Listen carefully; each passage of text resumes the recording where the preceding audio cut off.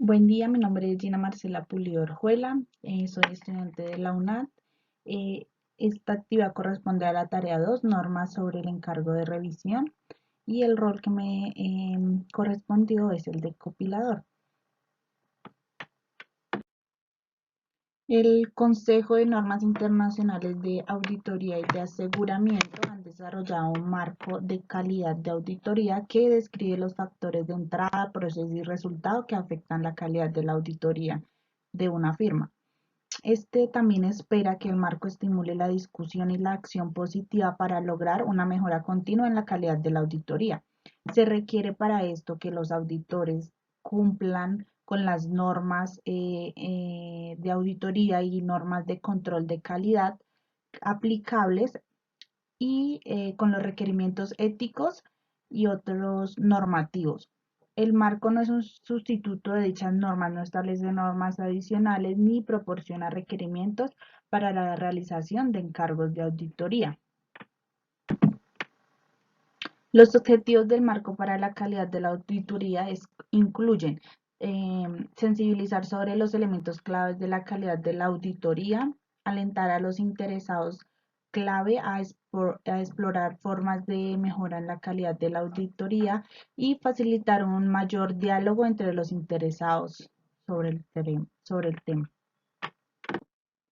Bueno, el alcance que tiene la norma internacional de control y calidad, bueno, esta trata de las responsabilidades que tiene la firma auditoría en relación con su sistema de control de calidad de las auditorías y las revisiones de estados financieros, así como otros encargos que proporcionen un grado de seguridad y de servicios relacionados. Esta norma debe interpretarse conjuntamente con los requerimientos de ética aplicables. Otros pronunciamientos de la norma del Consejo eh, es que contiene y orienta y da orientaciones adicionales en relación con la responsabilidad del personal de la firma de auditoría relativas a los procedimientos de control de calidad para tipos de encargos específicos. Por ejemplo, la NIA 22025 trata de procedimientos de control de calidad de las auditorías de los estados financieros, exactamente. Es un sistema de control de calidad, se compone de políticas diseñadas para alcanzar el objetivo establecido en el apartado 11 y de los procedimientos necesarios para implementar y realizar un seguimiento de cumplimiento de dichas políticas. La auditoría de estados financieros de calidad abarca elementos claves que crean un entorno que maximiza posibilidad de que las auditorías de calidad se realicen de manera consistente. El propósito de una auditoría de los estados financieros es permitir que el auditor forme una opinión sobre los estados con base en los hallazgos de los auditores. Los estados preparados para obtener evidencia de auditoría suficiente y apropiada sobre los estados financieros está libre de incorrecciones materiales e informes. Es probable que la auditoría de calidad sean realizadas por equipos de proyecto con las siguientes características, demostrando valores, ética y actitudes apropiadas, tiene los conocimientos, la formación y la experiencia suficiente y dispone del tiempo suficiente para realizar los trabajos de auditoría, adoptar un riguroso proceso de auditoría y procedimientos de calidad que cumplan con las leyes, reglamentos y normas aplicables. Aplicabilidad de la norma. Esta aplica a todas las firmas profesionales de contabilidad con respecto a las auditorías y revisiones de estados financieros, así como otros encargos que proporcionan un grado de seguridad y servicios relacionados.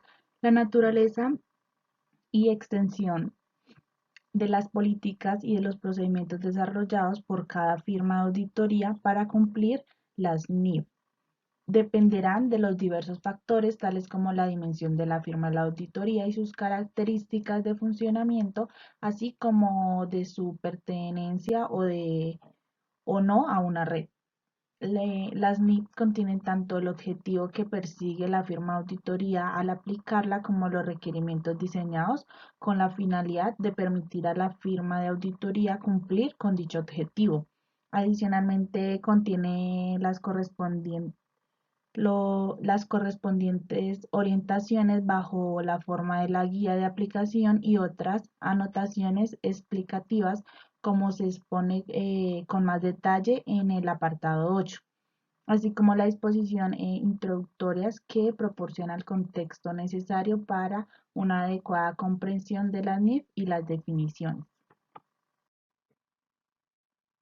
Las interacciones más importantes referente a la calidad de la auditoría son la dirección, los encargados de gobierno de la entidad, los auditores, los reguladores y los usuarios.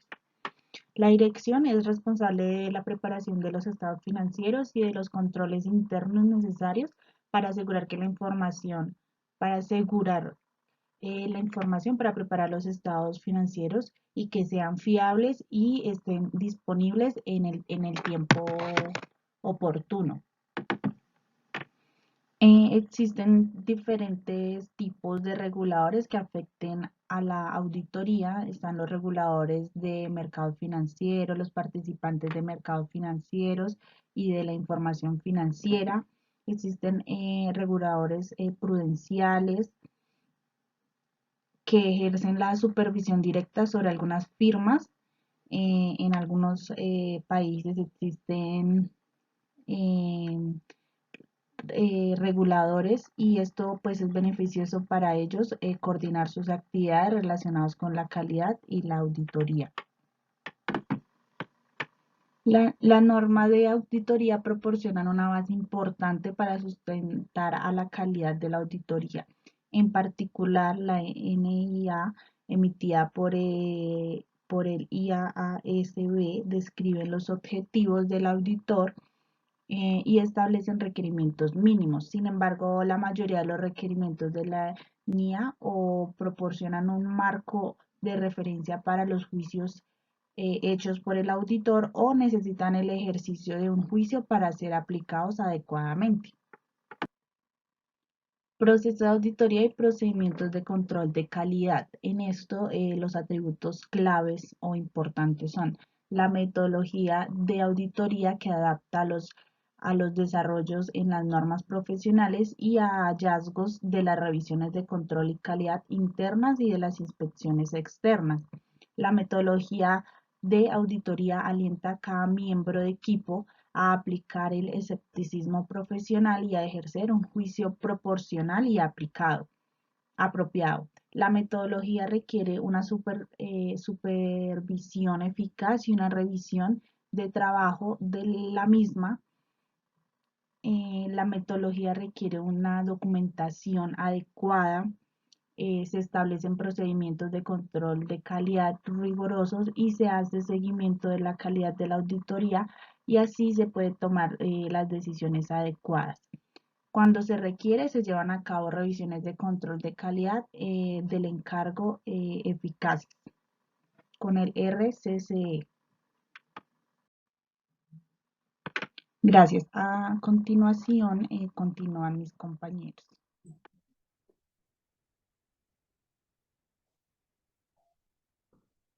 Cordial saludo, tutor y compañeros. Mi nombre es Mauricio Plata Jiménez, estudiante de Contaduría Pública de la Universidad Nacional Abierta a Distancia UNAT. En este video explicaré las normas de auditoría del anexo 4 del DUR de 2420. Las normas internacionales de auditoría 200 son los objetivos globales del auditor independiente y la realización de la auditoría de conformidad con las normas internacionales de auditoría. En el alcance de esta línea, esta norma internacional de auditoría aborda las responsabilidades generales del auditor, la realización de una auditoría independiente y describir la naturaleza y alcance del auditor. Establecen los objetivos generales del auditor independiente y describe la naturaleza y alcance de la auditoría. Igualmente, está diseñada para ayudar a los auditores independientes a lograr dichos objetivos. Las responsabilidades del auditor independiente aplicables a cada auditoría incluyen las obligaciones de realizar una NIA, es asegurarse de que cada auditoría cumpla con ciertos aspectos de la NIE. La NIE pertenece escrita en el contexto de la auditoría de estados financieros realizados por un auditor. Dicha no aborda las responsabilidades del auditor. La auditoría de los estados financieros. Esto se logra cuando el auditor expresa una crítica de los estados financieros. Se preparan en todos los puntos esenciales de acuerdo con un marco de información. En la mayoría de los marcos de información de propósito general, esta crítica es de materiales, de acuerdo con el marco requisito ético aplicable permanente al examinador de forma de crítica. Los estados financieros que deben ser auditados son los de dirección a causa retrógrada de la entidad o no inválida la situación jurídica y hecho en el supuesto de que la gestión y en su caso el gobierno. Una auditoría de estados financieros no exonera a la administración ni a sus originarios. Los estados financieros auditados son los estados financieros de la entidad, preparados por la admisión con base en vigencia de la causa del gobierno de la entidad. Los auditores aplican términos de importancia relativa tanto en la aplicación como en la ejecución. La tergiversación incluida en la omisión individual o de cualquier manera se consideran materiales. Eh, la auditoría de estados financieros. La NIA contiene objetivos, requisitos y pautas de implementación, así como otras notas expectativas. Usar su juicio profesional y mantener el escepticismo profesional durante la planificación y ejecución de autoría, entre otros. Supervisión de causas gubernamentales de entidades. Estas causan las gestiones de la entidad o del gobierno y no invalidan la posición jurídica de la dirección. La NIA se aplica a los auditores de estados financieros correspondientes a periodos iniciados a partir del 15 de diciembre del 2009. También es importante para evaluar el impacto de las incorrelaciones identificadas en la auditoría y cuando corresponda al impacto de las incorrecciones no corregidas en los estados financieros. Los objetivos globales del auditor. En la realización de la auditoría de estados financieros, los objetivos globales del auditor son obtener una seguridad razonable de que los estados financieros de sus grupos son gratuitos de incorrección material, ya que por fraude o error que permite el auditor criticar si los estados financieros permanecen preparados en todos los aspectos materiales de acuerdo de marco de información financiera aplicable. La emisión de un informe sobre los estados financieros y el cumplimiento de los requerimientos de comunicación contenidos de las NIE a la luz de los hallazgos del auditor. En todos los casos que no se pueden obtener una estabilidad razonable y dadas las circunstancias, una calificación con notas en el informe auditorio no es suficiente para informar al usuario de estados financieros de la NIE, requieren que el auditor rechace las críticas o se retire del trabajo, si la posición legal o reglamentaria aplicable lo permite. Estas definiciones son necesarias para poder abarcar más el tema. A efectos de la NIE, los siguientes términos tienen los siguientes significados que facturamos a continuación. El marco de información financiera aplicable es aceptado por la administración y en su caso por los incentivos gubernamentales de la entidad para preparar los estados financieros y que sea aceptable y considerado la naturaleza de la entidad y propósito de los estados financieros. El término de marco de imagen fiel se utiliza para referirse a un marco de información financiera que requiere el cumplimiento de sus requerimientos y además expresa o implica para presentar las declaraciones de manera justa de estados financieros anuales. Puede ser necesario, en particular, que la administración revele información que va más allá de esta situación por el marco. Reconoce expresadamente que puede ser material para la edición en cumplir cualquiera de las normas. Requisitos del marco para la presentación fiel de los estados financieros. El término marco de cumplimiento se utiliza para referirse a un marco de información financiera que requiere el cumplimiento de sus necesidades, de sus requerimientos sin contemplar las posibilidades descritas en los apartados anteriores. La evidencia de auditoría usa la información utilizada por el auditor para llevar a las conclusiones en las que se basa la pista de auditoría. Incluye tanto la información contenida en los requisitos contables de la empresa, la suficiencia del examen de auditoría, es el alcance cuantitativo de la auditoría. Las auditorías elementales dependen del juicio del auditor en cuanto a la posibilidad de incorrecciones materiales y la calidad de su evidencia de auditoría. La adecuación del examen final en su tamaño cualitativo, es decir, su pertinencia y confiabilidad para respaldar las conclusiones que subraya la crítica del examinador. Los riesgos de auditoría. El riesgo del auditor expresa una opinión de auditoría inadecuada cuando los estados financieros contienen incorrelaciones materiales. Este riesgo de auditoría es una función del riesgo de incorrección material y del riesgo de obtención. El auditor son las personas que realizan la evaluación, normalmente el socio del encargo u otros miembros del equipo del encargo, o en su caso la sociedad de auditoría. Si es necesario, se deben utilizar los términos socio del encargo y compañía. Riesgo de determinación. El riesgo de que los procedimientos aplicados por el auditor para reducir el riesgo de auditoría a un nivel aceptable bajo no detecten la existencia de una incorrección que podría ser material considerada individualmente o de forma agregada a otras incorrecciones. Los estados financieros. Una presentación estructurada de información financiera histórica, incluidas las revelaciones destinadas a informar sobre los recursos y pasivos económicos de la entidad en un momento dado, o a cambios en los que a lo largo del tiempo, de acuerdo con el marco compatible, es aplicable.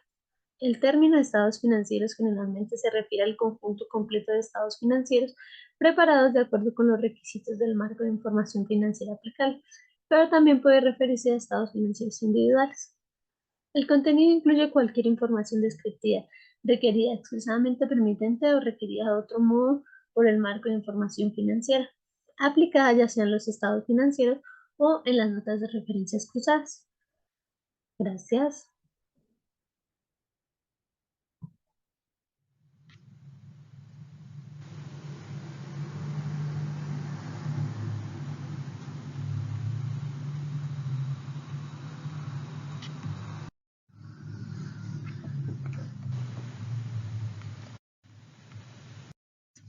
El alcance de esta norma está ligada o directamente relacionada con los procedimientos acordados y los encargos de compilación de información financiera u otras, la preparación de declaraciones de impuestos en las que no se exprese ninguna conclusión que proporcione un grado de seguridad, también los encargos de consultoría o de asesoría, tales como consultoría de gestión o asesoramiento fiscal.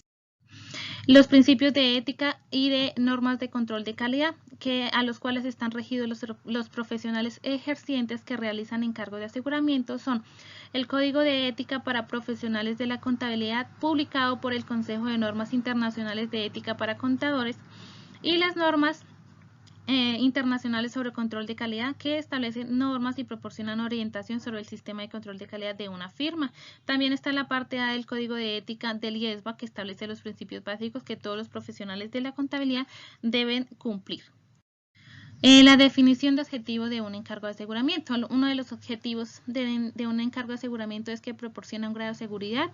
Significa que un encargo que presenta un profesional ejerciente expresa una conclusión con el fin de incrementar el grado de confianza de los usuarios a quienes se les destina el informe. Son distintos de la parte responsable acerca del resultado de la evaluación o de la medida de la materia de objeto de análisis sobre la base de ciertos criterios. También está el reconocimiento, medida, presentación y revelación de información que se muestran en los estados financieros.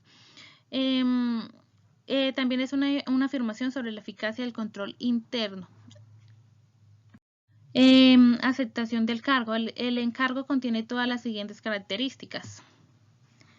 El profesional ejerciente acepta un encargo de aseguramiento únicamente cuando el conocimiento preliminar de las circunstancias del encargo le indican que los requerimientos de ética aplicables, tales como la independencia y la competencia profesional, se cumplirán. En cada una de las flechitas está relacionada a las características que se tienen en cuenta. Tipos de encargos. El encargo de seguridad razonable es cuando el profesional ejerciente reduce el riesgo de encargo a un nivel aceptable bajo en función de las circunstancias como base para expresar una conclusión. También está el encargo de seguridad limitada, que es cuando el profesional ejerciente reduce el riesgo del encargo a un nivel aceptable en función de circunstancias, siendo un riesgo superior al de un encargo de seguridad razonable. Está el encargo consistente en un informe directo. El profesional ejerciente mide o evalúa la materia subyacente a objeto de análisis sobre la base de los criterios. Encargos de constatación. Una parte distinta del profesional ejerciente mide o evalúa la materia subyacente a objeto de análisis sobre la base de ciertos criterios. La relación entre las partes. En todos los encargos de aseguramiento existen por lo menos 3 partes distintas.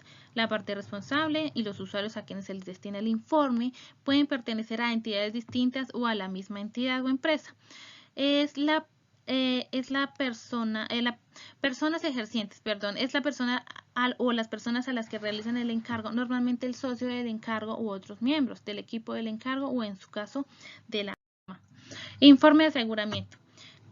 Finalmente, pues el profesional ejerciente emite un informe escrito que contiene una conclusión que transmite el grado de seguridad que se ha obtenido acerca de la información sobre la materia objeto de análisis.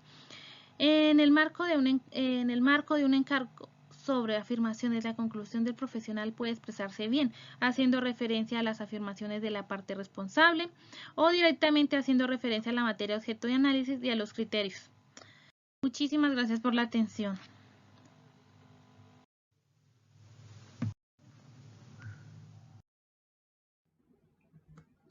Inicialmente vamos a indicar la estructura del código. En la parte A tenemos la aplicación general del código. Esta se compone de requerimientos de cumplimiento, principios y marco conceptual.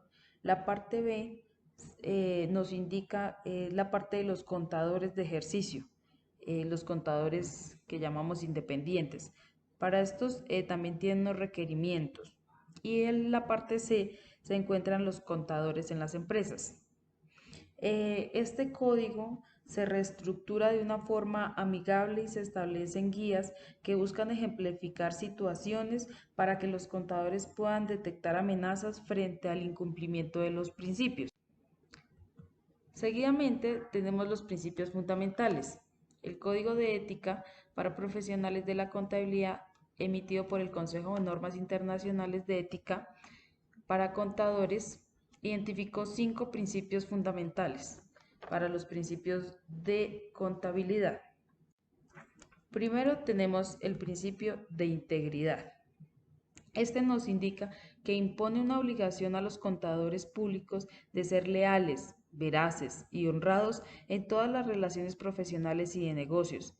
La integridad también implica actitudes objetivas, justas y veraces. Sus reportes deben ser claros y verdaderos. Tenemos el principio fundamental de la objetividad. Este nos indica que representa ante todo la imparcialidad y la actuación sin perjuicios de todos los asuntos que corresponden al campo de la acción profesional del contador público. En este, pues, voy a dar un ejemplo. Podemos indicar que hay un contador que trabaja en la empresa X y este contador va a realizar la presentación de los estados financieros. En este, él le muestra a la Junta que se encuentra elevado una cuenta de los impuestos en el cual se debe pagar. La subgerente de la empresa le dice, trate de modificar lo que nosotros, para que no paguemos tanto. Entonces el contador, bajo sus principios, su ética, sus valores, él decide no realizar estas acciones, sino al contrario, poder implementar o proponer nuevas estrategias para que pues, la empresa no cancele tanto en impuestos. Tenemos el principio de la competencia y diligencia profesionales. Este hace relación a la capacidad que debe poseer el contador público para que los servicios que presta a sus clientes se realicen satisfactoriamente. El contador público deberá contratar solamente trabajos para los cuales él o sus asociados cuenten con la capacidad e idoneidad necesarias para los servicios comprometidos. Seguidamente tenemos el principio de confidencialidad. Claramente este nos habla de que los contadores públicos tenemos la obligación de guardar el secreto profesional, no revelado por ningún motivo los hechos o circunstancias que tenga conocimiento durante el curso de la prestación de sus servicios profesionales, a menos de que exista una obligación legal o profesional para hacerlo. el siguiente principio que tenemos es el principio del comportamiento profesional. Los contadores públicos tienen la obligación de cumplir las leyes, los reglamentos y demás normas con el fin de evitar cualquier acción que pueda desacreditar su profesión. Esta incluye terceros.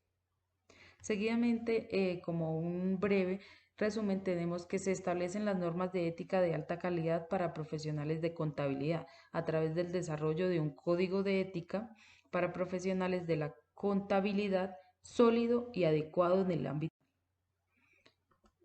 El código de ética IESBA establece que cuando los auditores determinan que no se dispone de salvaguardar adecuado o que no se puedan aplicar para eliminar las amenazas o reducirlas a un nivel aceptable, el profesional de la contabilidad eliminará la circunstancia o la relación que origina las amenazas y rehusará o pondrá fin al cargo de auditoría.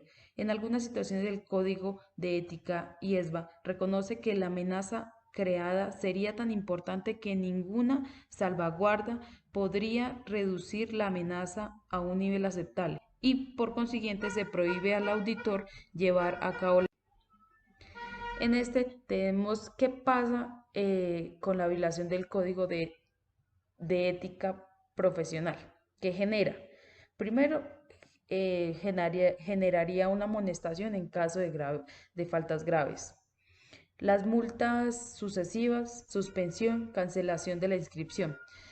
¿Cómo podemos evitar, obviamente, la violación de estas normas de ética profesional? Cumpliendo a cabo los principios que nos rige por el decreto. Otra cosa que me gustaría resaltar es que existen decretos, existen normas, pero siempre se debe cumplir a cabalidad con cada uno de los principios. La ley nos establece unos principios, 10 principios, pero a raíz de la creación de la norma y de este decreto, pues se han reducido, pero lo que se establece es que ninguna norma o ningún decreto es más que una ley. Entonces, ante todo, los contadores públicos debemos realizar y cumplir a cabalidad con todos los principios que poseemos y que nos formamos como profesionales. Muchas gracias. Cordial saludo, mi nombre es Javier Camilo Mendoza Caro, soy estudiante de la Universidad Abierta a Distancia UNAD. El día de hoy les vengo a presentar las normas sobre encargos de revisión según el anexo 4 de DUR 2420 del 2015.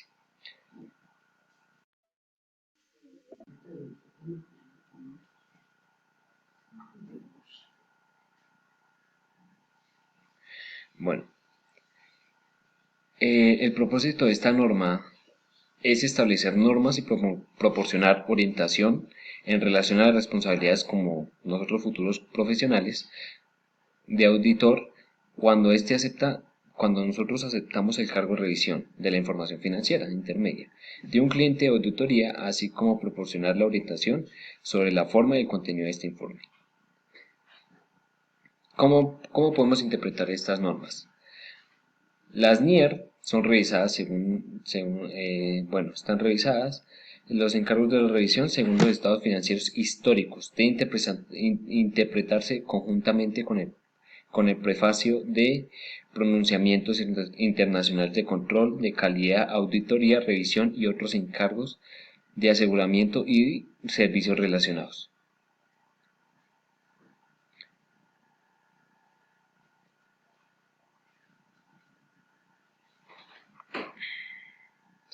Alcance de las NIER. Esta norma internacional de encargos de revisión tiene el siguiente alcance. Las responsabilidades del profesional ejercente cuando se le contrata para realizar una revisión de los estados financieros históricos, cuando el profesional ejercente no es el auditor de los estados financieros de la entidad. La estructura y el contenido del informe profesional ejercente sobre los estados financieros. Esta NIER, la NIER, no trata de la revisión de los estados financieros o de la información financiera intermedia de una entidad realizada por un profesional ejercente que sea auditor independiente de los estados financieros de la entidad. La NIER se aplicará adaptada a las circunstancias a los encargos de revisión de otra información financiera histórica. Los encargos de la seguridad limitada que no sean revisionales de información financiera histórica se realizan conformidad a la NIA 300.001.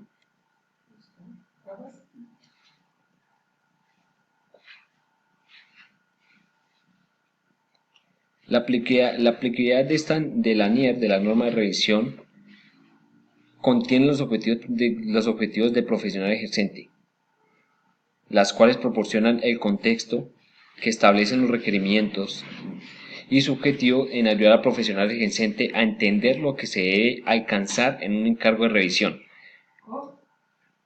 Contiene los requerimientos redactados en un tiempo verbal futuro diseñados para permitirle alcanzar los mencionados objetivos. Además, esta norma contiene la introducción, definiciones y la guía de aplicación y las anotaciones explicativas en las que se proporciona el contexto relevante de una correcta comprensión de la norma. La guía de aplicación y otras anotaciones explicativas proporcionan una descripción más detallada de los requerimientos y orientaciones para cumplirlos.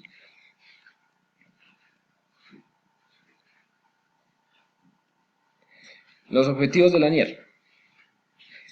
Como nosotros profesionales ejercentes de un cargo de revisión de los estados financieros, conforme a esta norma, tenemos que tener la seguridad limitada principalmente mediante la realización de indagaciones y aplicación de procedimientos analíticos sobre los estados financieros y en su conjunto de la incorrección material, que permita que nosotros como profesionales ejercentes expresar una conclusión concisa y sobre si ha llegado a su conocimiento algo que lleve, a pesar de los estados financieros que no estén preparados, en todos los aspectos materiales de conformidad a un marco de información financiera y aplicable, informar sobre el conjunto comunitario según lo que requiere esta norma.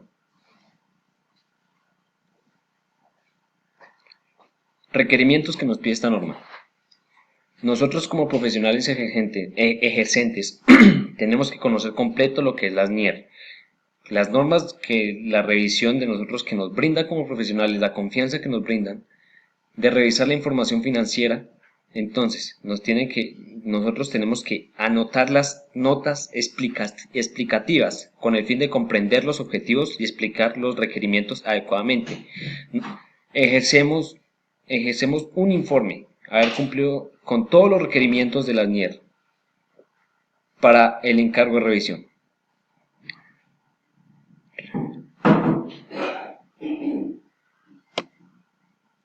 Requerimientos, lo que les digo, nosotros como contadores públicos o revisores fiscales prestamos un servicio que somos totalmente éticos, profesionales y un juicio bien profesional. Como decimos, o sea, nosotros prestamos un servicio. Cuando prestamos un servicio, el cliente nos tiene que decir toda la verdad. Y así como nos dan esa confianza nos dan esa confianza de analizar la situación financiera de que ellos están, de ellos, entonces nosotros tenemos que ser respetuosos, siendo cautos, aplicando el respeto a toda esa información financiera que ellos nos dan, siendo profesionales. Entonces tenemos que ser bien.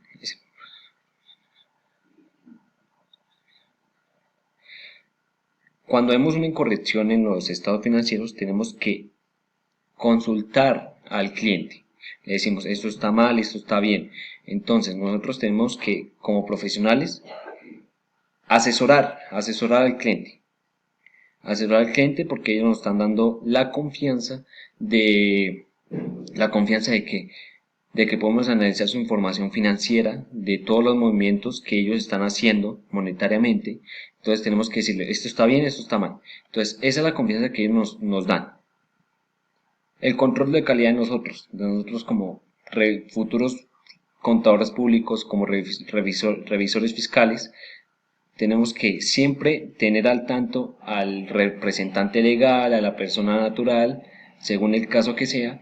Nosotros como contadores públicos tenemos que aplicar esas habilidades y técnicas para la realización de encargos de aseguramiento.